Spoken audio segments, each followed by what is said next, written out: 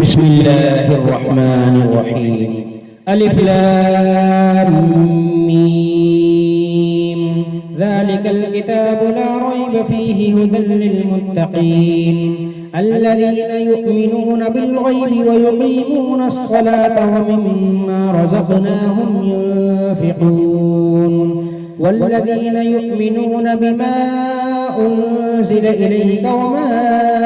أنزل من قبلك وبالآخرة هم يوقنون أولئك على هدى من ربهم وأولئك هم المفلحون. إن الذين كفروا سواء عليهم أأنذرتهم أم لم تنذرهم لا يؤمنون. ختم الله على قلوبهم وعلى سمعهم وعلى أبصارهم غشاوة ولهم عذاب عظيم. ومن الناس من يقول آمنا بالله وباليوم الآخر وما هم بمؤمنين يخادعون الله والذين آمنوا وما يخدعون إلا أنفسهم وما يشعرون. في قلوبهم مرض فزادهم الله مرضا ولهم عذاب أليم بما كانوا يكذبون. وإذا قيل لهم لا تفسدوا في الأرض قالوا إنما نحن مصلحون ألا إنهم هم المفسدون ولكن لا يشعرون. وإذا قيل لهم آمنوا كما آمن الناس قالوا أنؤمن كما آمن السفهاء ألا إنهم هم السفهاء ولكن لا يعلمون. وإذا لقوا الذين آمنوا قالوا آمنا وإذا خلوا إلى شياطينهم قالوا إنا معكم إنما نحن مستهزئون. الله يستهزئ بهم ويمدهم في طغيانهم يعمهون. أولئك الذين اشتروا الضلالة بالهدى فما ربحت تجارتهم وما كانوا مهتدين. مثلهم كمثل الذي استوقد نارا فلما أضاءت ما حوله ذهب الله بنورهم وتركهم في ظلمات لا يبصرون. صم بكم عمي فهم لا يرجعون. أو كصيب من السماء فيه ظلمات ورعد وبرق يجعلون أصابعهم في آذانهم من الصواعق حذر الموت والله محيط بالكافرين. يكاد البرق يخطف أبصارهم كلما أضاء لهم مشوا فيه وإذا أظلم عليهم قاموا ولو شاء الله لذهب بسمعهم وأبصارهم إن الله على كل شيء قدير. يا أيها الناس اعبدوا ربكم الذي خلقكم والذين من قبلكم لعلكم تتقون. الذي جعل لكم الأرض فراشا والسماء بناء وأنزل من السماء ماء فأخرج به من الثمرات رزقا لكم فلا تجعلوا لله أندادا وأنتم تعلمون. وإن كنتم في ريب مما نزلنا على عبدنا فأتوا بسورة من مثله وادعوا شهداءكم من دون الله إن كنتم صادقين. فإن لم تفعلوا ولن تفعلوا فاتقوا النار التي وقودها الناس والحجارة أعدت للكافرين. وبشر الذين آمنوا وعملوا الصالحات أن لهم جنات تجري من تحتها الأنهار كلما رزقوا منها من ثمرة رزقا قالوا هذا الذي رزقنا من قبل وأتوا به متشابها ولهم فيها أزواج مطهرة وهم فيها خالدون إن الله لا يستحيي أن يضرب مثلا ما بعوضة فما فوقها فأما الذين آمنوا فيعلمون أنه الحق من ربهم وأما الذين كفروا فيقولون ماذا أراد الله بهذا مثلا يضل به كثيرا ويهدي به كثيرا وما يضل به إلا الفاسقين الذين ينقضون عهد الله من بعد ميثاقه ويقطعون ما أمر الله به أن يوصل ويفسدون في الأرض أولئك هم الخاسرون كيف تكفرون بالله وكنتم أمواتا فأحياكم ثم يميتكم ثم يحييكم ثم إليه ترجعون هو الذي خلق لكم ما في الأرض جميعا ثم استوى إلى السماء فسواهن سبع سماوات وهو بكل شيء عليم وإذ قال ربك للملائكة إني جاعل في الأرض خليفة قالوا أتجعل فيها من يفسد فيها ويسفك الدماء ونحن نسبح بحمدك ونقدس لك قال إني أعلم ما لا تعلمون وعلم آدم الأسماء كلها ثم عرضهم على الملائكة فقال أنبئوني بأسماء هؤلاء إن كنتم صادقين قالوا سبحانك لا علم لنا إلا ما علمتنا إنك أنت العليم الحكيم قال يا آدم أنبئهم بأسمائهم فلما أنبأهم بأسمائهم قال ألم أقل لكم إني أعلم غيب السماوات والأرض وأعلم ما تبدون وما كنتم تكتمون وإذ قلنا للملائكة اسجدوا لآدم فسجدوا إلا إبليس أبى واستكبر وكان من الكافرين وقلنا يا آدم اسكن أنت وزوجك الجنة وكلا منها رغدا حيث شئتما ولا تقربا هذه الشجرة فتكونا من الظالمين فأزلهما الشيطان عنها فأخرجهما مما كانا فيه وقلنا اهبطوا بعضكم لبعض عدو ولكم في الأرض مستقر ومتاع إلى حين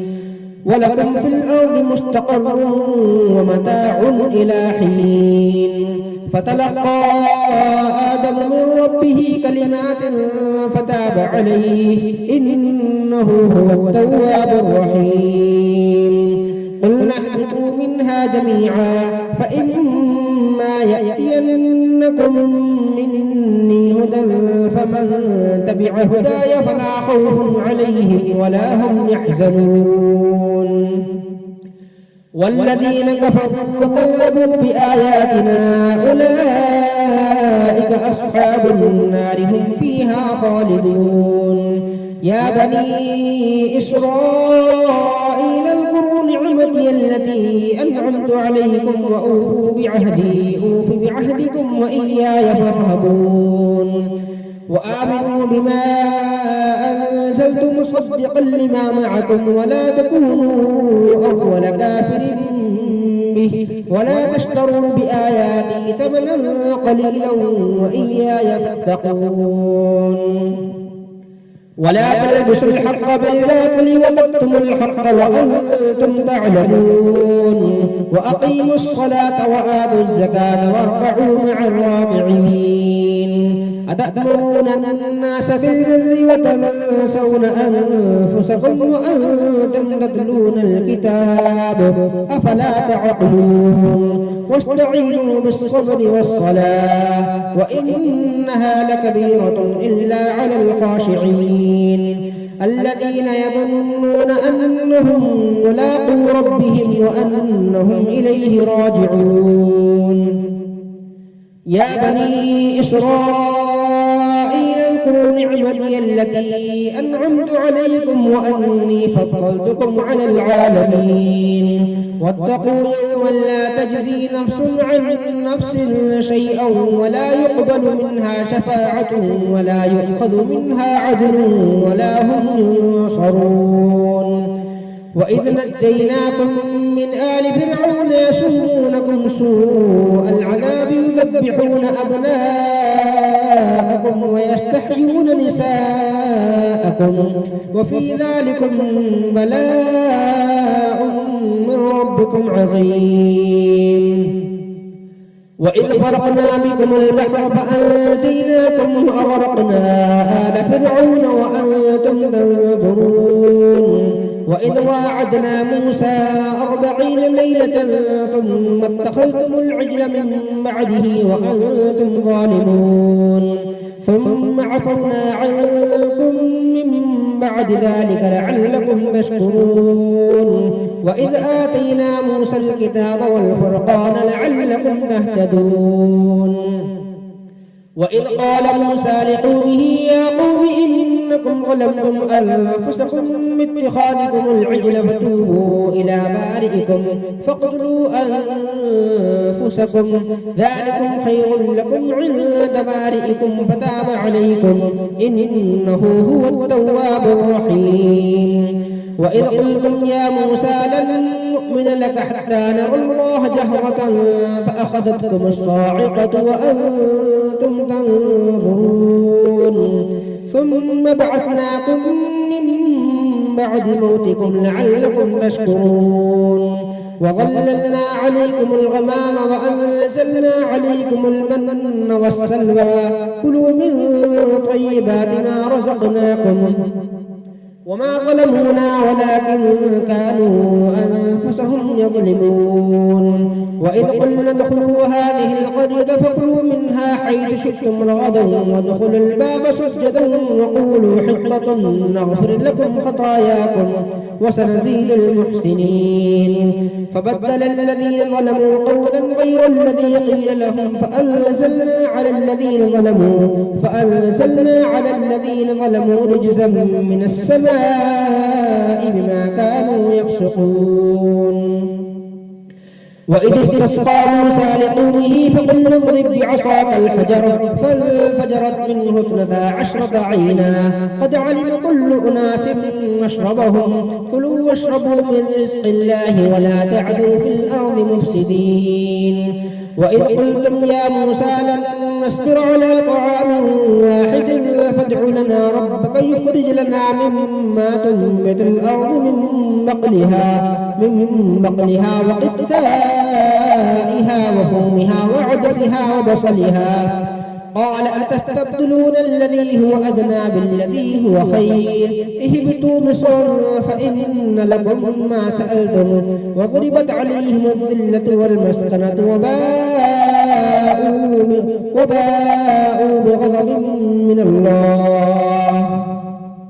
ذلك بأنهم كانوا يكفرون بآيات الله ويقتلون النبيين بغير الحق ذلك بما عصوا وكانوا يعتدون إن الذين آمنوا والذين هادوا والنصارى والصابئين من آمن بالله واليوم الآخر وعمل صالحا فلهم أجرهم عند ربهم ولا خوف عليهم ولا هم يحزنون وإذ أخذنا ميثاقكم ورفعنا فوقكم الطور خذوا ما آتيناكم بقوة واذكروا ما فيه لعلكم تتقون ثم ثم توليتم من بعد ذلك فلولا فضل الله عليكم ورحمته لكنتم من الخاسرين. ولقد علمتم الذين اعتدوا منكم في السبت قلنا لهم كونوا قردة خاسئين فجعلناها نكالا لما بين يديها وما خلفها وموعظة للمتقين. وإذ قال موسى لقومه إن الله يأمركم أن تذبحوا بقرة قالوا أتتخذنا هزوا قال أعوذ بالله أن أكون من الجاهلين. قال ادع لنا ربك يبين لنا ما هي قال إنه يقول إنها بقرة لا فارض ولا بكر عوام بين ذلك فافعلوا ما تؤمرون. قال ادع لنا ربك يبين لنا ما لونها قال إنه يقول إنها بقرة صفراء فاقع لونها تسر الناظرين. قال ادع لنا ربك يبين لنا ما هي إن البقرة تشابه علينا وإنا إن شاء الله لمهتدون. قال إنه يقول إنها بقرة لا ذلول تثير الأرض ولا تسقي الحرث مسلمة لا شية فيها قالوا الآن جئت بالحق فذبحوها وما كادوا يفعلون. وإذا قتلتم نفسا فادارأتم فيها والله مخرج ما كنتم تكتمون. فقلنا اضربوه ببعضها كذلك يحيي الله الموتى ويريكم آياته لعلكم تعقلون. ثم قست قلوبكم من بعد ذلك فهي كالحجارة أو أشد قسوة وإن من الحجارة لما تفجر منه الأنهار وإن منها لما يشقق فيخرج منه الماء وإن منها لما يهبط من خشية الله وما الله بغافل عما تعملون. أفتطمعون أن يؤمنوا لكم وقد كان فريق منهم يسمعون كلام الله ثم يحرفونه من بعد ما عقلوه وهم يعلمون. وإذا لقوا الذين آمنوا قالوا آمنا وإذا خلا بعضهم إلى بعض قالوا أتحدثونهم بما فتح الله عليكم ليحاجوكم به عند ربكم أفلا تعقلون. أولا يعلمون أن الله يعلم ما يسرون وما يعلنون ومنهم أميون لا يعلمون الكتاب إلا أماني وإنهم إلا يظنون. فويل للذين يكتبون الكتاب بأيديهم ثم يقولون هذا من عند الله ليشتروا به ثمنا قليلا فويل لهم مما يكسبون. فويل للذين يكتبون الكتاب بأيديهم ثم يقولون هذا من عند الله ليشتروا به ثمنا قليلا فويل لهم مما كتبت أيديهم وويل لهم مما يكسبون. وقالوا لن تمسنا النار إلا أياما معدودة قل أتخذتم عند الله عهدا فلن يخلف الله عهده أم تقولون على الله ما لا تعلمون. بلى من كسب سيئة وأحاطت به خطيئته فأولئك أصحاب النار هم فيها خالدون. والذين آمنوا وعملوا الصالحات أولئك أصحاب الجنة هم فيها خالدون. وإذ أخذنا ميثاق بني إسرائيل لا تعبدون إلا الله وبالوالدين إحسانا وبذي القربى وإذ أخذنا ميثاق بني إسرائيل لا تعبدون إلا الله وبالوالدين إحسانا وذي القربى واليتامى والمساكين وقولوا للناس حسنا وأقيموا الصلاة وآتوا الزكاة ثم توليتم إلا قليلا منكم وأنتم معرضون. وإذ أخذنا ميثاقكم لا تسفكون دماءكم ولا تخرجون أنفسكم من دياركم ثم أقررتم وأنتم تشهدون. ثم أنتم هؤلاء تقتلون أنفسكم وتخرجون فريقا منكم من ديارهم تظاهرون عليهم بالإثم والعدوان وإن يأتوكم أسارى تفادوهم وهو محرم عليكم إخراجهم أفتؤمنون ببعض الكتاب وتكفرون ببعض فما جزاء من يفعل ذلك منكم إلا خزي في الحياة الدنيا ويوم القيامة يردون إلى أشد العذاب وما الله بغافل عما تعملون أولئك الذين اشتروا الحياة الدنيا بالآخرة فلا يخفف عنهم العذاب ولا هم ينصرون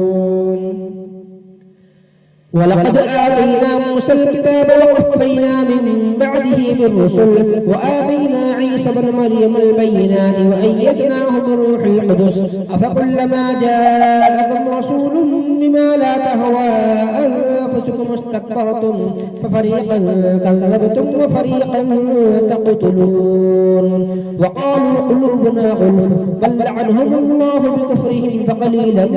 ما يؤمنون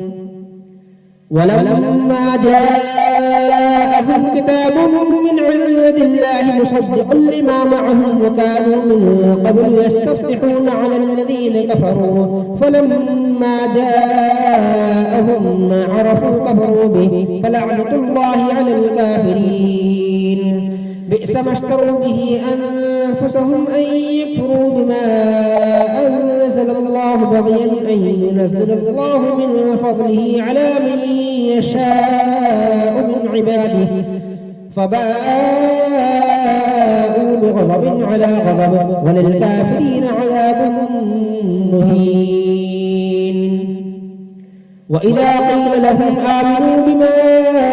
أنزل الله قالوا نؤمن بما أنزل علينا ويكفرون بما وراءه وهو الحق مصدقا لما معهم قل فلم تقتلون أنبياء الله من قبل إن كنتم مؤمنين ولقد جاءكم موسى بالبينات ثم اتخذتم العجل من بعده وأنتم ظالمون وإذ أخذنا ميثاقكم ورفعنا فوقكم الطور خذوا ما آتيناكم بقوة واسمعوا قالوا سمعنا وعصينا وأشربوا في قلوبهم العجل بكفرهم قل بئس ما يأمركم به إيمانكم إن كنتم مؤمنين قل إن كانت لكم الدار الآخرة عند الله خالصة من دون الناس فتمنوا الموت إن كنتم صادقين ولن يتمنوه أبدا بما قدمت أيديهم والله عليم بالظالمين ولتجدنهم أحرص الناس على حياة ومن الذين أشركوا يود أحدهم لو يعمر 1000 سنة وما هو بمزحزحه من العذاب أن يعمر والله بصير بما يعملون قل من كان عدوا لجبريل فإنه نزله على قلبك بإذن الله مصدقا لما بين يديه وهدى وبشرى للمؤمنين من كان عدوا لله وملائكته ورسله وجبريل وميكال فإن الله عدو للكافرين ولقد أنزلنا إليك آيات بينات وما يكفر بها إلا الفاسقون أوكلما عاهدوا عهدا نبذه فريق منهم بل أكثرهم لا يؤمنون ولما جاءهم رسول من عند الله مصدق لما معهم نبذ فريق من الذين أوتوا كتاب الله وراء ظهورهم كأنهم لا يعلمون واتبعوا ما تتلو الشياطين على ملك سليمان وما كفر سليمان ولكن الشياطين كفروا يعلمون الناس السحر وما أنزل على الملكين ببابل هاروت وماروت وما يعلمان من أحد حتى يقولا إنما نحن فتنة فلا تكفر فيتعلمون منهما ما يفرقون به بين المرء وزوجه وما هم بضارين به من أحد إلا بإذن الله ويتعلمون ما يضرهم ولا ينفعهم ولقد علموا لمن اشتراه ما له في الآخرة من خلاق ولبئس ما شروا به أنفسهم لو كانوا يعلمون ولو أنهم آمنوا واتقوا لمثوبة من عند الله خير لو كانوا يعلمون يا أيها الذين آمنوا لا تقولوا راعنا وقولوا انظرنا واسمعوا وللكافرين عذاب أليم ما يود الذين كفروا من أهل الكتاب ولا المشركين أن ينزل عليكم من خير من ربكم والله يختص برحمته من يشاء والله ذو الفضل العظيم ما ننسخ من آية أو ننسها نأتي بخير منها أو مثلها ألم تعلم أن الله على كل شيء قدير ألم تعلم أن الله له ملك السماوات والأرض وما لكم من دون الله من ولي ولا نصير أم تريدون أن تسألوا رسولكم كما سئل موسى من قبل ومن يتبدل الكفر بالإيمان فقد ضل سواء السبيل ود كثير من أهل الكتاب لو يردونكم من بعد إيمانكم كفارا حسدا من عند أنفسهم من بعد ما تبين لهم الحق فاعفوا واصفحوا حتى يأتي الله بأمره إن الله على كل شيء قدير وأقيموا الصلاة وآتوا الزكاة وما تقدموا لأنفسكم من خير تجدوه عند الله إن الله بما تعملون بصير وقالوا لن يدخل الجنة إلا من كان هودا أو نصارى تلك أمانيهم قل هاتوا برهانكم إن كنتم صادقين بلى من أسلم وجهه لله وهو محسن فله أجره عند ربه ولا خوف عليهم ولا هم يحزنون وقالت اليهود ليست النصارى على شيء وقالت النصارى ليست اليهود على شيء وهم يتلون الكتاب كذلك قال الذين لا يعلمون مثل قولهم فالله يحكم بينهم يوم القيامة فيما كانوا فيه يختلفون ومن أظلم ممن منع مساجد الله أن يذكر فيها اسمه وسعى في خرابها أولئك ما كان لهم أن يدخلوها إلا خائفين لهم في الدنيا خزي ولهم في الآخرة عذاب عظيم ولله المشرق والمغرب فأينما تولوا فثم وجه الله إن الله واسع عليم وقالوا اتخذ الله ولدا سبحانه بل له ما في السماوات والأرض كل له قانتون بديع السماوات والأرض وإذا قضى أمرا فإنما يقول له كن فيكون وقال الذين لا يعلمون لولا يكلمنا الله أو تأتينا آية كذلك قال الذين من قبلهم مثل قولهم تشابهت قلوبهم قد بينا الآيات لقوم يوقنون إنا أرسلناك بالحق بشيرا ونذيرا ولا تسأل عن أصحاب الجحيم ولن ترضى عنك اليهود ولا النصارى حتى تتبع ملتهم قل إن هدى الله هو الهدى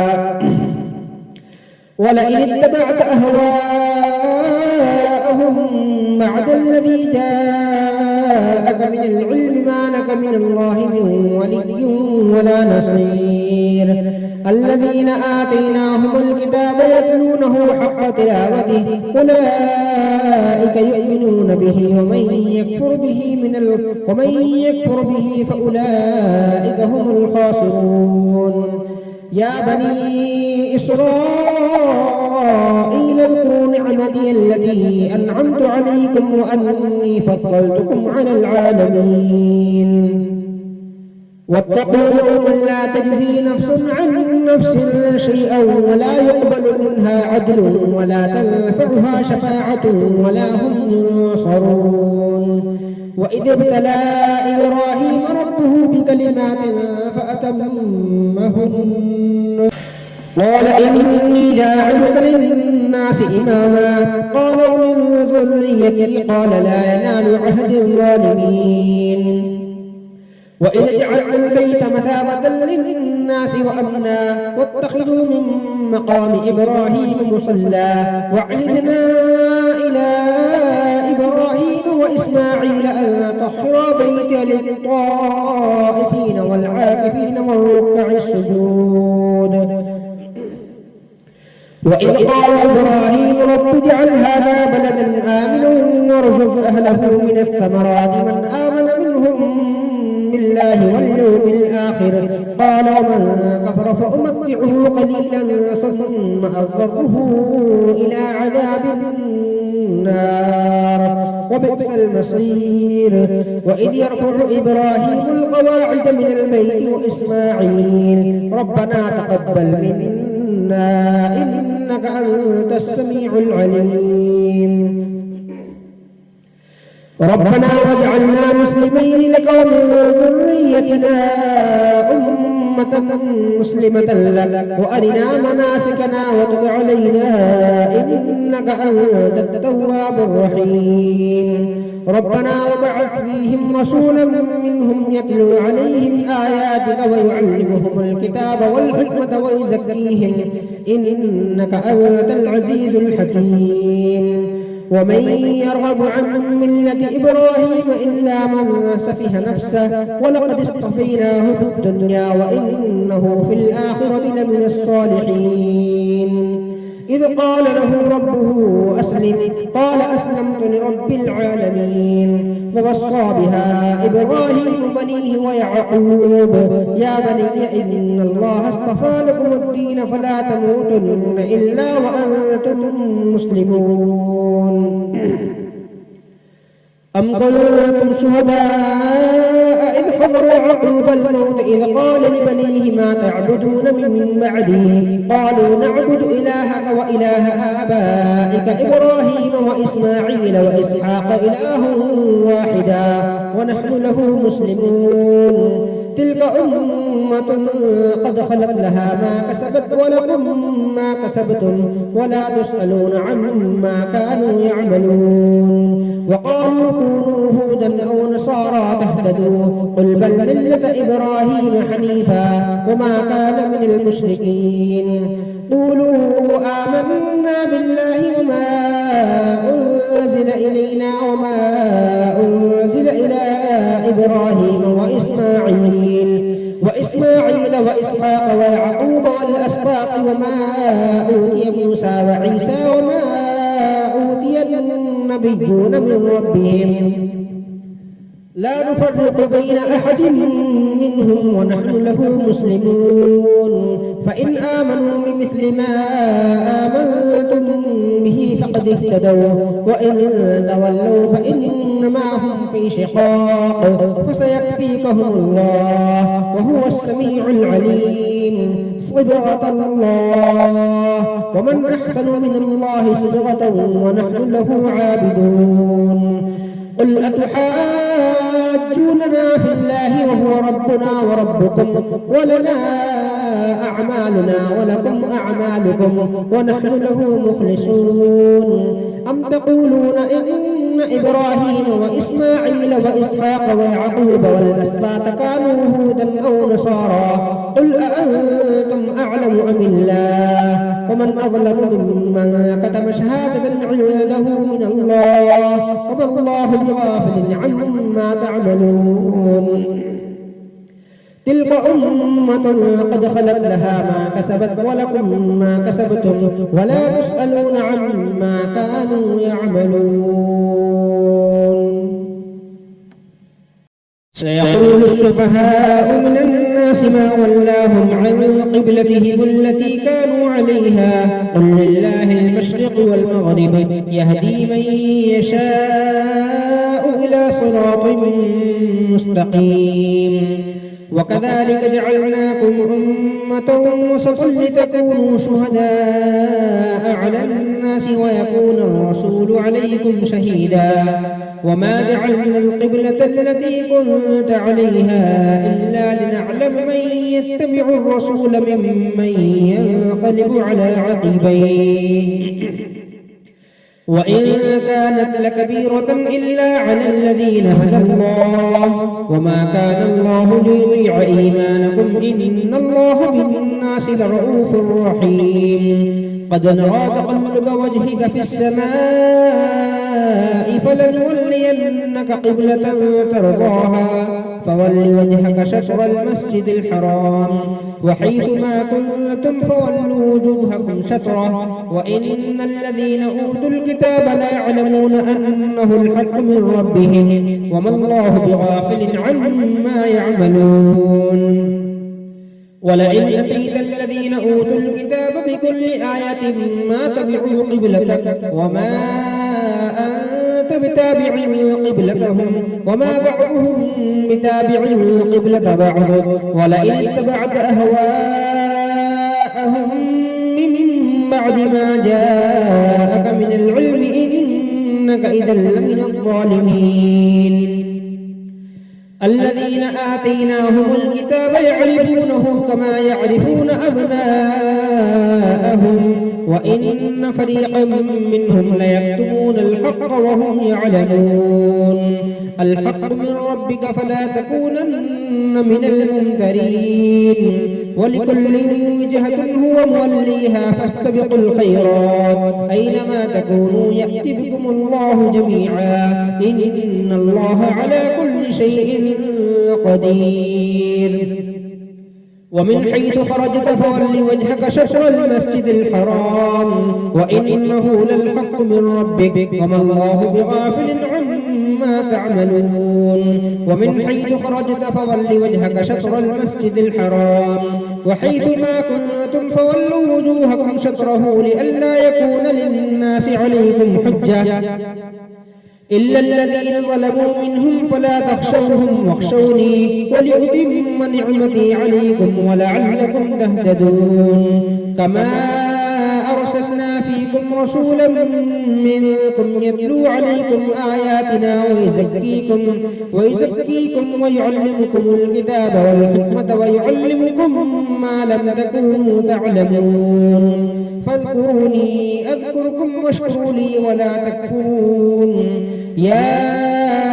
أيها الذين آمنوا استعينوا بالصبر والصلاة إن الله مع الصابرين ولا تقولوا لمن يقتل في سبيل الله أموات بل أحياء ولكن لا تشعرون ولنبلونكم بشيء من الخوف والجوع ونقص من الأموال والأنفس والثمرات وبشر الصابرين الذين إذا أصابتهم مصيبة قالوا إنا لله وإنا إليه راجعون أولئك عليهم صلوات من ربهم ورحمة وأولئك هم المهتدون إن الصفا والمروة من شعائر الله فمن حج البيت أو اعتمر فلا جناح عليه أن يطوف بهما ومن تطوع خيرا فإن الله شاكر عليم إن الذين يكتمون ما أنزلنا من البينات والهدى من بعد ما بيناه للناس في الكتاب أولئك يلعنهم الله ويلعنهم اللاعنون إلا الذين تابوا وأصلحوا وبينوا فأولئك أتوب عليهم وأنا التواب الرحيم إن الذين كفروا وماتوا وهم كفار أولئك عليهم لعنة الله والملائكة والناس أجمعين خالدين فيها لا يخفف عنهم العذاب ولا هم ينظرون وإلهكم إله واحد لا إله إلا هو الرحمن الرحيم إن في خلق السماوات والأرض واختلاف الليل والنهار والفلك التي تجري في البحر بما ينفع الناس وما أنزل الله من السماء من ماء فأحيا به الأرض بعد موتها وبث فيها من كل دابة وتصريف الرياح والسحاب المسخر بين السماء والأرض لآيات لقوم يعقلون ومن الناس من يتخذ من دون الله أندادا يحبونهم كحب الله والذين آمنوا أشد حبا لله ولو يرى الذين ظلموا إذ يرون العذاب أن القوة لله جميعا وأن الله شديد العذاب إذ تبرأ الذين اتبعوا من الذين اتبعوا ورأوا العذاب وتقطعت بهم الأسباب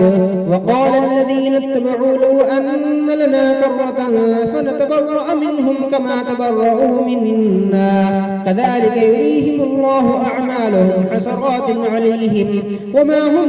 بخارجين من النار يا أيها الناس كلوا مما في الأرض حلالا طيبا ولا تتبعوا خطوات الشيطان إنه لكم عدو مبين إنما يأمركم بالسوء والفحشاء وأن تقولوا على الله ما لا تعلمون وإذا قيل لهم اتبعوا ما أنزل الله قالوا بل نتبع ما ألفينا عليه آباءنا أولو كان آباؤهم لا يعقلون شيئا ولا يهتدون ومثل الذين كفروا كمثل الذي ينعق بما لا يسمع إلا دعاء ونداء صم بكم عمي فهم لا يعقلون يا أيها الذين آمنوا كلوا من طيبات ما رزقناكم واشكروا لله إن كنتم إياه تعبدون إنما حرم عليكم الميتة والدم ولحم الخنزير وما أهل به لغير الله إنما حرم عليكم الميتة والدم ولحم الخنزير وما أهل به لغير الله فمن اضطر غير باغ ولا عاد فلا إثم عليه إن الله غفور رحيم إن الذين يكتمون ما أنزلنا من البينات والهدى من بعد ما أنزل الله إن الذين يكتمون ما أنزل الله من الكتاب ويشترون به ثمنا قليلا أولئك ما يأكلون في بطونهم إلا النار ولا يكلمهم الله يوم القيامة ولا يزكيهم ولهم عذاب أليم أولئك أولئك الذين اشتروا الضلالة بالهدى والعذاب بالمغفرة فما أصبرهم على النار ذلك بأن الله نزل الكتاب بالحق وإن الذين اختلفوا في الكتاب لفي شقاق بعيد ليس البر أن تولوا وجوهكم قبل المشرق والمغرب ولكن البر من آمن بالله واليوم الآخر والملائكة والكتاب والنبيين وآتى المال على حبه ذوي القربى واليتامى والمساكين وابن السبيل والسائلين وفي الرقاب وأقام الصلاة وآتى الزكاة والموفون بعهدهم إذا عاهدوا والصابرين في البأساء والضراء وحين البأس أولئك الذين صدقوا وأولئك هم المتقون يا أيها الذين آمنوا كتب عليكم القصاص في القتلى الحر بالحر والعبد بالعبد والأنثى بالأنثى فمن عفي له من أخيه شيء فاتباع بالمعروف وأداء إليه بإحسان ذلك تخفيف من ربكم ورحمة فمن اعتدى بعد ذلك فله عذاب أليم ولكم في القصاص حياة يا أولي الألباب لعلكم تتقون كتب عليكم إذا حضر أحدكم الموت إن ترك خيرا الوصية للوالدين والأقربين بالمعروف حقا على المتقين فمن بدله بعدما سمعه فإنما إثمه على الذين يبدلونه إن الله سميع عليم فمن خاف من موصى جنفا أو إثما فأصلح بينهم فلا إثم عليه إن الله غفور رحيم يا أيها الذين آمنوا كتب عليكم الصيام كما كتب على الذين من قبلكم لعلكم تتقون أياما معدودات فمن كان منكم مريض أو على سفر فعدة من أيام أخر وعلى الذين يطيقونه فدية طعام مسكين فمن تطوع خيرا فهو خير له وأن تصوموا خير لكم إن كنتم تعلمون شهر رمضان الذي أنزل فيه القرآن هدى للناس وبينات من الهدى والفرقان فمن شهد منكم الشهر فليصم ومن كان مريضا أو على سفر فعدة من أيام أخر يريد الله بكم اليسر ولا يريد بكم العسر ولتكملوا العدة ولتكبروا الله على ما هداكم ولعلكم تشكرون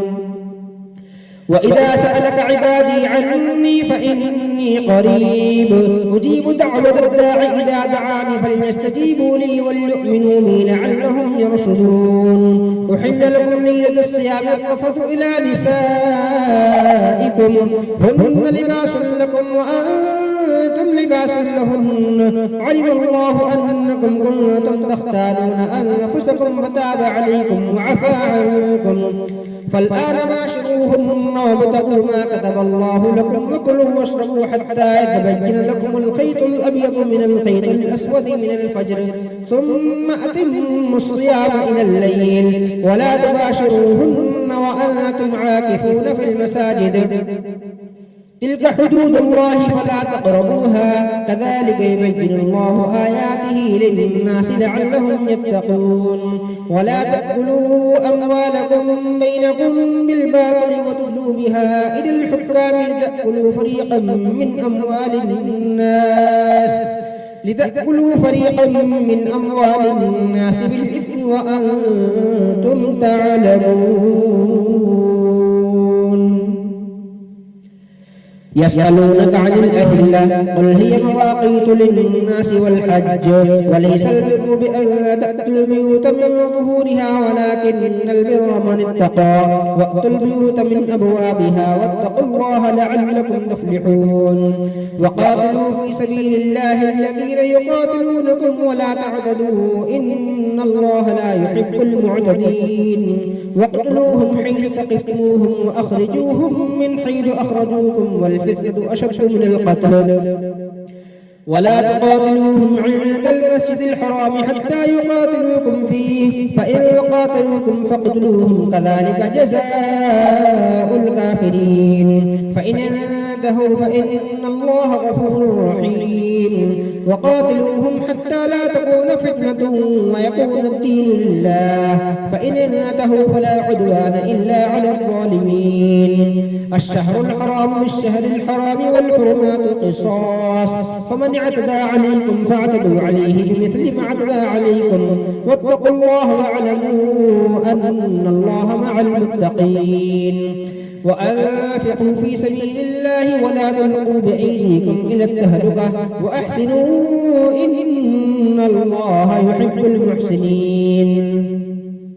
وأتموا الحج والعمرة لله فإن أحسنتم فما استيسر من الهدي ولا تحلقوا رؤوسكم حتى يبلغ الهدي محله فمن كان منكم مريضا أو به أذى من رأسه ففدية من صيام أو صدقة أو نسك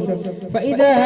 أمنتم فمن تمتع بالعمرة إلى الحج فما استيسر من الهدي فمن لم يجد فصيام 3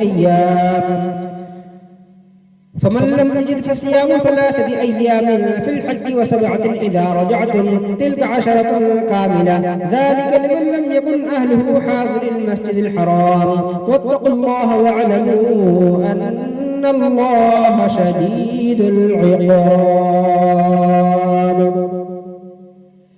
الحج أشهر معلومات فمن فرض فيهن الحج فلا رفث ولا فسوق ولا جدال في الحج وما تفعلوا من خير يعلمه الله وتزودوا فإن خير الزاد التقوى واتقون يا أولي الألباب ليس عليكم جناح أن تبتغوا فضلا من ربكم فإذا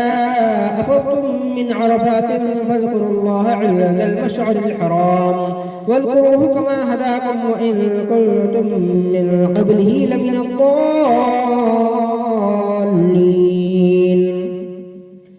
ثم أفيضوا من حيث أفاض الناس واستغفروا الله إن الله غفور رحيم فإذا قضيتم مناسككم فاذكروا الله كذكركم آباءكم أو أشد ذكرا فمن الناس من يقول ربنا آتنا في الدنيا وما له في الآخرة من خلاق ومنهم من يقول ربنا آتنا في الدنيا حسنة وفي الآخرة حسنة وقنا عذاب النار أولئك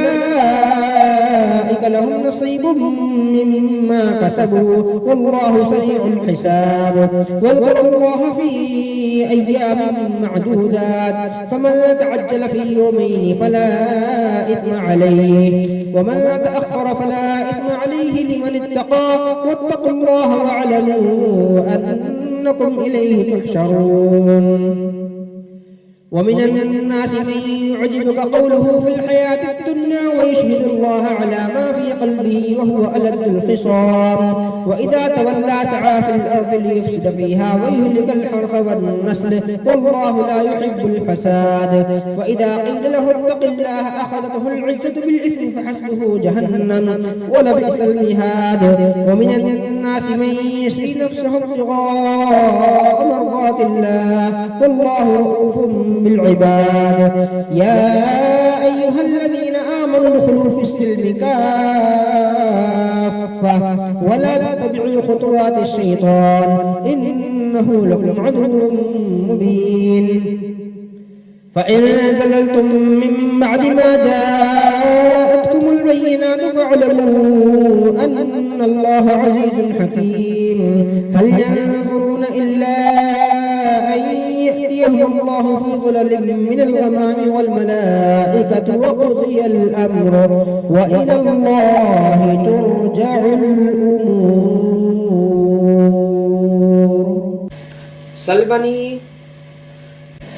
سل بني إسرائيل كم آتيناهم من آية بينة ومن يبدل نعمة الله من بعد ما جاءته فإن الله شديد العقاب زين للذين كفروا الحياة الدنيا ويسخرون من الذين آمنوا والذين اتقوا فوقهم يوم القيامة والله يرزق من يشاء بغير حساب كان الناس أمة واحدة فبعث الله النبيين مبشرين ومنذرين وأنزل معهم الكتاب بالحق ليحكم بين الناس فيما اختلفوا فيه وما اختلف فيه إلا الذين أوتوه من بعد ما جاءتهم البينات بغيا بينهم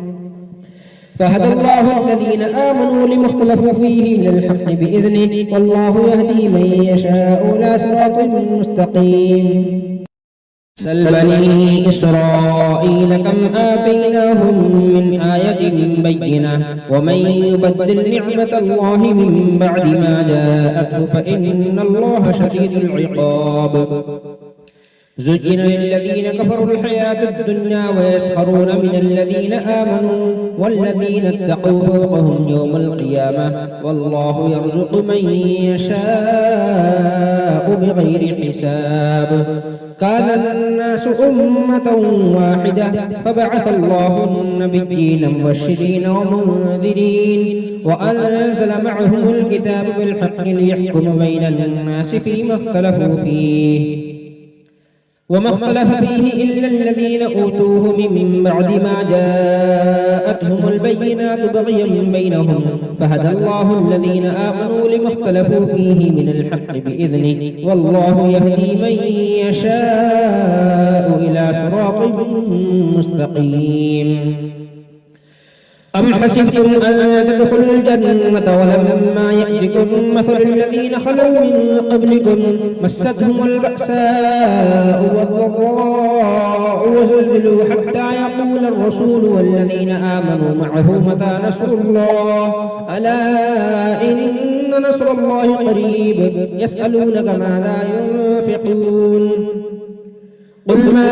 أنفقتم من خير فللوالدين والأقربين واليتامى والمساكين وابن السبيل وما تفعلوا من خير فإن الله به عليم كتب عليكم القتال وهو كره لكم وعسى أن تكرهوا شيئا وهو خير لكم وعسى أن تحبوا شيئا وهو شر لكم والله يعلم وأنتم لا تعلمون يسألونك عن الشهر الحرام قتال فيه قل قتال فيه كبير وصد عن سبيل الله وكفر به والمسجد الحرام وإخراج أهله منه أكبر عند الله والفتنة أكبر من القتل ولا يزالون يقاتلونكم حتى يردوكم عن دينكم إن استطاعوا ومن يرتد منكم عن دينه فيمت وهو كافر فأولئك حبطت أعمالهم في الدنيا والآخرة وأولئك أصحاب النار هم فيها خالدون إن الذين آمنوا والذين هاجروا وجاهدوا في سبيل الله أولئك يرجون رحمة الله والله غفور رحيم يسألونك عن الخمر والميسر قل فيهما إثم كبير ومنافع للناس وإثمهما أكبر من نفعهما ويسألونك ماذا ينفقون قل العفو كذلك يبين الله لكم الآيات لعلكم تتفكرون في الدنيا والآخرة ويسألونك عن اليتامى قل إصلاح لهم خير وإن تخالطوهم فإخوانكم والله يعلم المفسد من المصلح ولو شاء الله لأعنتكم إن الله عزيز حكيم ولا تنكحوا المشركات حتى يؤمنن ولأمة مؤمنة خير من مشركة ولو أعجبتكم ولا تنكحوا المشركين حتى يؤمنوا ولعبد مؤمن خير من مشرك ولو أعجبكم أولئك يدعون إلى النار والله يدعو إلى الجنة والمغفرة بإذنه ويبين آياته للناس لعلهم يتذكرون. ويسألونك عن المحيض قل هو أذى فاعتزلوا النساء في المحيض ولا تقربوهن حتى يطهرن فإذا تطهرن فأتوهن من حيث أمركم الله إن الله يحب التوابين ويحب المتطهرين. نساؤكم حرث لكم فأتوا حرثكم أنما شئتم وقدموا لأنفسكم واتقوا الله واعلموا أنكم ملاقوه وبشر المؤمنين. ولا تجعلوا الله عرضا لأيمانكم أن تبروا وتتقوا وتصلحوا بين الناس والله سميع عليم. لا يؤاخذكم الله باللغو في أيمانكم ولكن يؤاخذكم بما كسبت قلوبكم والله غفور حليم. للذين يؤلون من نسائهم تربص 4 أشهر فإن فاءوا فإن الله غفور رحيم. وإن عزموا الطلاق فإن الله سميع عليم. والمطلقات يتربصن بأنفسهن 3 قروء ولا يحل لهن أن يكتمن ما خلق الله في أرحامهن ولا يحل لهن أن يكتمن ما خلق الله في أرحامهن إن كن يؤمنن بالله واليوم الآخر وبعولتهن أحق بردهن في ذلك إن أرادوا إصلاحا ولهن مثل الذي عليهن بالمعروف وللرجال عليهن درجة والله عزيز حكيم. الطلاق 2 فإمساك بمعروف أو تسريح بإحسان ولا يحل لكم أن تأخذوا مما آتيتموهن شيئا إلا أن يخافا ألا يقيما حدود الله فإن خفتم ألا يقيما حدود الله فلا جناح عليهما فيما افتدت به تلك حدود الله فلا تعتدوها ومن يتعد حدود الله فأولئك هم الظالمون. فإن طلقها فلا تحل له من بعد حتى تنكح زوجا غيره فإن طلقها فلا جناح عليهما أن يتراجعا إن ظنا أن يقيما حدود الله وتلك حدود الله يبينها لقوم يعلمون. وإذا طلقتم النساء فبلغن أجلهن فأمسكوهن بمعروف أو سرحوهن بمعروف ولا تمسكوهن ضرارا لتعتدوا ومن يفعل ذلك فقد ظلم نفسه. ولا تتخذوا آيات الله هزوا واذكروا نعمة الله عليكم وما أنزل عليكم من الكتاب والحكمة يعظكم به واتقوا الله واعلموا أن الله بكل شيء عليم. وإذا طلقتم النساء فبلغن أجلهن فلا تعضلوهن أن ينكحن أزواجهن إذا تراضوا بينهم بالمعروف ذلك يوعظ به من كان منكم يؤمن بالله واليوم الآخر ذلكم أزكى لكم وأطهر والله يعلم وأنتم لا تعلمون. والوالدات يرضعن أولادهن حولين كاملين لمن أراد أن يتم الرضاعة وعلى المولود له رزقهن وقسوتهن بالمعروف لا تكلف نفس إلا أوسعها لا تضار والدة بولدها ولا مولود له بولده وعلى الوارث مثل ذلك فإن أرادا فصالا عن تراض منهما وتشاور فلا جناح عليهما. وإن أردتم أن تسترضعوا أولادكم فلا جناح عليكم إذا سلمتم ما آتيتم بالمعروف واتقوا الله واعلموا أن الله بما تعملون بصير.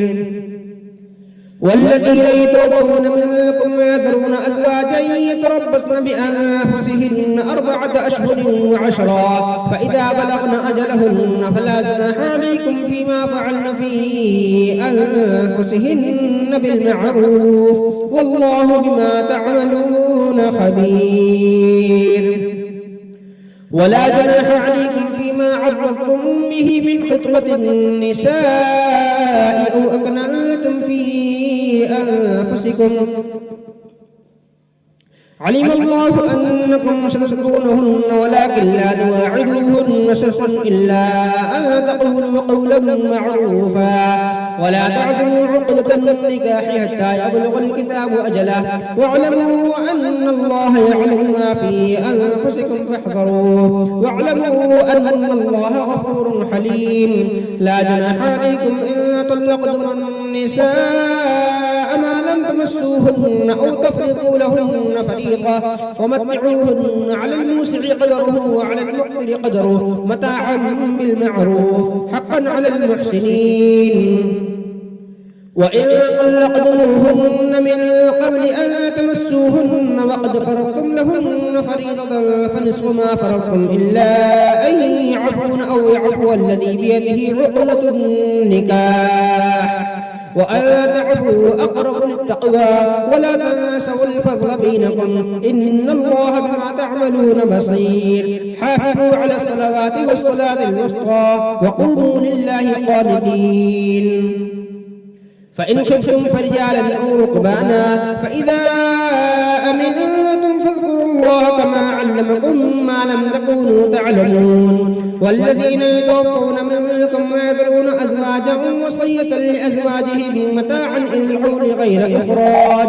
فإن خرجن فلا جناح عليكم فيما فعلن في أنفسهن من معروف والله عزيز حكيم. وللمطلقات متاع بالمعروف حقا على المتقين كذلك يبين الله لكم آياته لعلكم تعقلون. ألم تر إلى الذين خرجوا من ديارهم وهم ألوف حذر الموت فقال لهم الله موتوا ثم أحياهم إن الله لذو فضل على الناس ولكن أكثر الناس لا يشكرون. وقاتلوا في سبيل الله واعلموا أن الله سميع عليم. من ذا الذي يقرض الله قرضا حسنا فيضاعفه له أضعافا كثيرة والله يقبض ويبسط وإليه ترجعون. ألم تر إلى الملأ من بني إسرائيل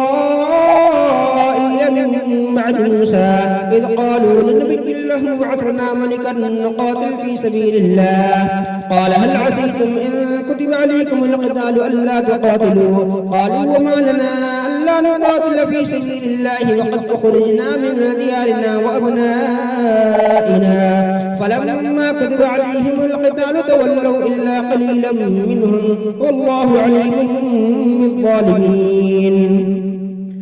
وقال لهم نبيهم إن الله قد بعث لكم طالوت ملكا قالوا أنى يكون له الملك علينا ونحن أحق بالملك منه ولم يؤت سعة من المال قال إن الله اصطفاه عليكم وزاده واستطرنا في العلم والجسم والله يؤتي ملكه من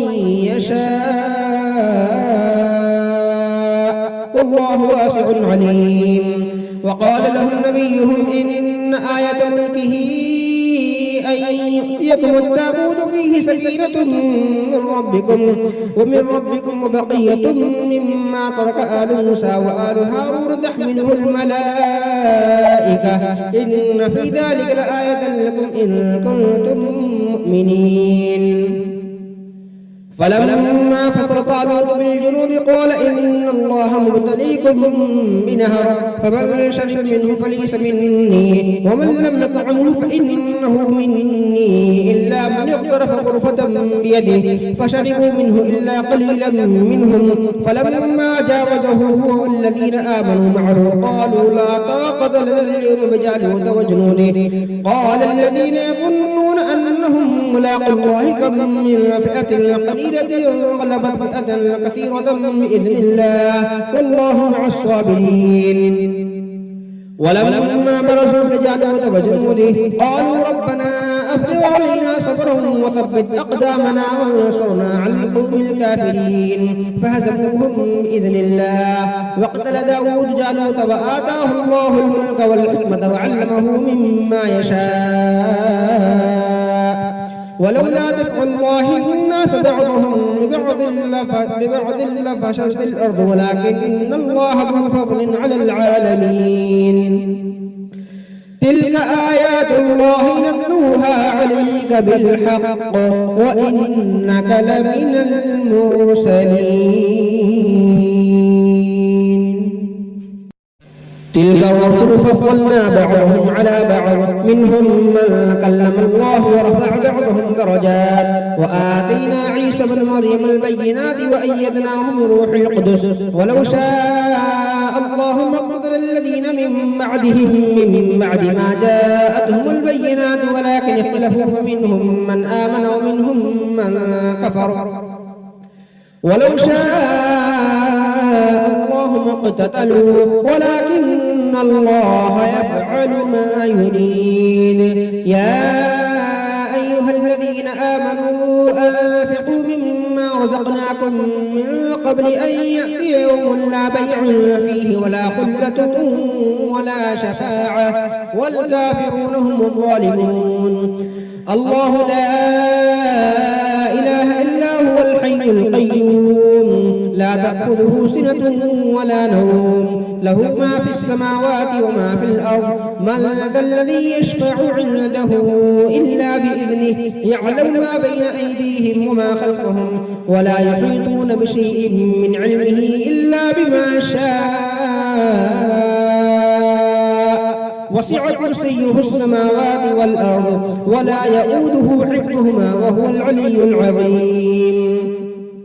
لا إكراه في الدين قد تبين الرشد من الغي فمن يكفر بالطاغوت ويؤمن بالله فقد استمسك بالعروة الوثقى لا انفصام لها والله سميع عليم. الله ولي الذين آمنوا يخرجهم من الظلمات إلى النور والذين كفروا أولياؤهم الطاغوت يخرجونهم من النور إلى الظلمات أولئك أصحاب النار هم فيها خالدون.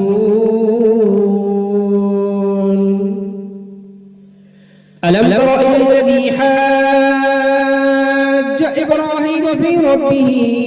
أن آتاه الله الملك إذ قال إبراهيم ربي الذي يحيي ويميت قال أنا أحيي وأميت قال إبراهيم فإن الله يأتي بالشمس من المشرق فأت بها من المغرب فبهت الذي كفر والله لا يهدي القوم الظالمين. أو كالذي مر على قرية وهي خاوية على عروشها قال أنى يحيي هذه الله بعد موتها فأماته الله 100 عام ثم بعثه قال كم لبثت قال لبثت يوما أو بعض يوم قال بل لبثت 100 عام فانظر إلى طعامك وشرابك لم يتسنه وانظر إلى حمارك ولنجعلك آية للناس وانظر إلى العظام كيف ننشزها ثم نكسوها لحما فلما تبين له قال أعلم أن الله على كل شيء قدير. وإذ قال إبراهيم رب أرني كيف تحيي الموتى قال أولم تؤمن قال بلى ولكن ليطمئن قلبي قال فخذ 4 من الطير فاصرهن إليك ثم اجعل على كل جبل منهن جزءا ثم ادعهن يأتينك سعيا واعلم أن الله عزيز حكيم. مثل الذين ينفقون أموالهم في سبيل الله كمثل حبة أنبتت 7 سنابل في كل سنبلة 100 حبة والله يضاعف لمن يشاء والله واسع عليم. الذين ينفقون أموالهم في سبيل الله ثم لا يتبعون ما أنفقوا منا ولا أذى لهم أجرهم عند ربهم ولا خوف عليهم ولا هم يحزنون. قول معروف ومغفرة خير من صدقة يتبعها أذى والله غني حليم. يا أيها الذين آمنوا لا تبطلوا صدقاتكم بالمن والأذى كالذي ينفق ماله رئاء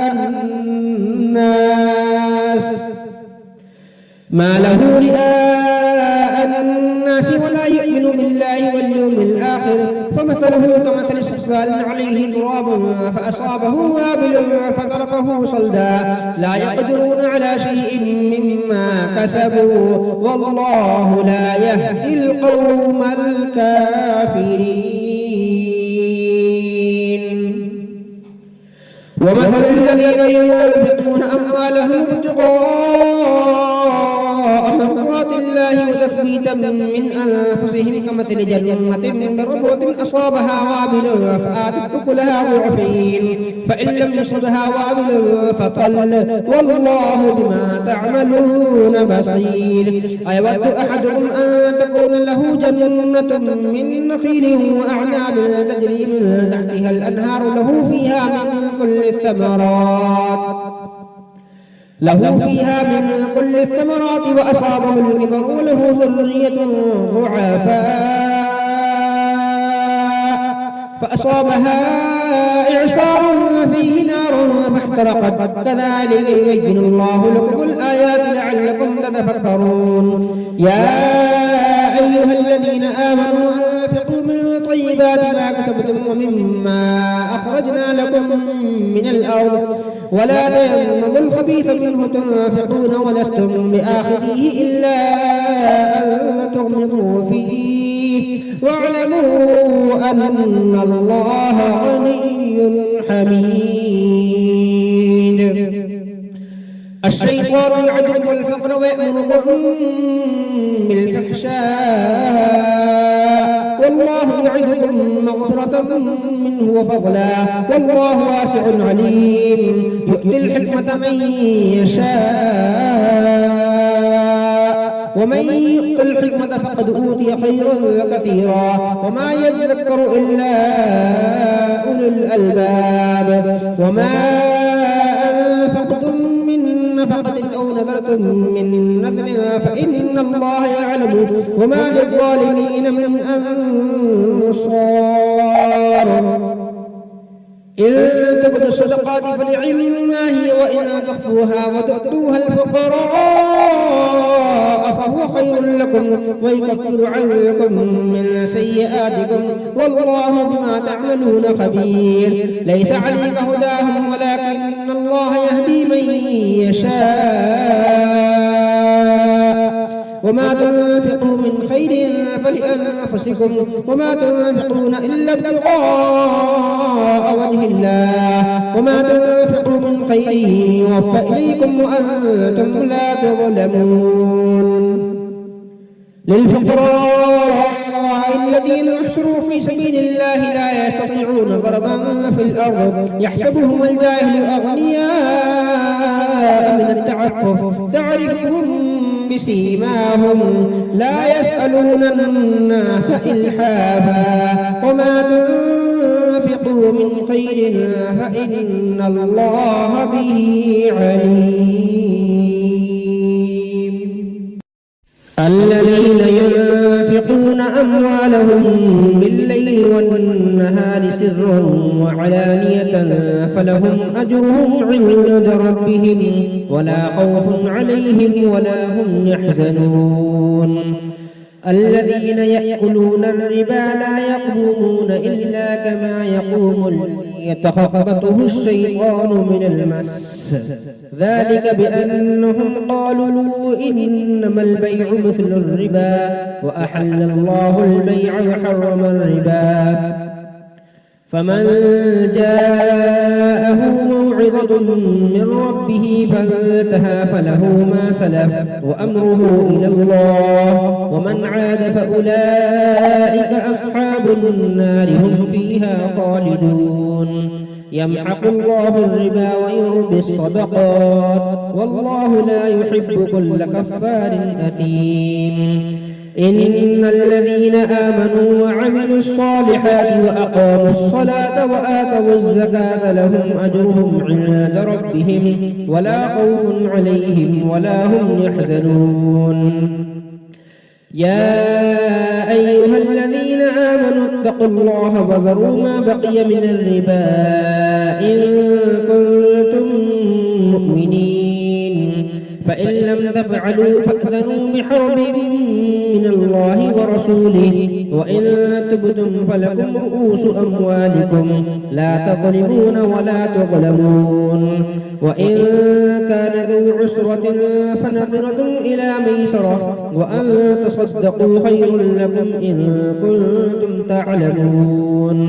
واتقوا يوما ترجعون فيه إلى الله ثم توفى كل نفس ما كسبت وهم لا يظلمون يا أيها الذين آمنوا إذا تداينتم بدين إلى أجل